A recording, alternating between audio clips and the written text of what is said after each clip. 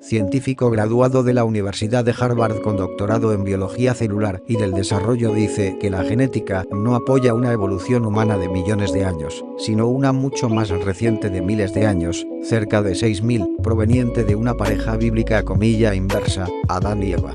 El Dr. Nathaniel Jeanson obtuvo su doctorado en biología celular y del desarrollo de la Universidad de Harvard en el 2009 y su licenciatura en biología molecular y bioinformática de la Universidad de Wisconsin-Parkside en 2003. En Harvard estuvo activamente involucrado en la investigación de las células madres y publicó muchos artículos en diarios seculares bajo la revisión de expertos. Trabajó por 6 años en el Institute for Creation Research, ICR. Cuando la ciencia y la fe colisionan, es un momento muy desafiante, y debes pensar si lo que has aprendido toda tu vida sobre la fe cristiana es real o si le harás caso a lo que enseña la ciencia secular cuando contradice la palabra de Dios.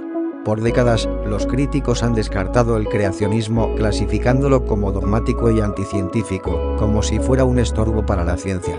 De hecho, mis investigaciones de los últimos 10 años han cumplido con los criterios más altos de la ciencia. Además, al conducir mis investigaciones dentro del esquema creacionista, he podido predecir el descubrimiento de fenómenos naturales antes de fueran descubiertos. Por ejemplo, he podido predecir la tasa de especiación en las aves. También he podido predecir y encontrar la firma de la historia de la civilización dentro del ADN humano.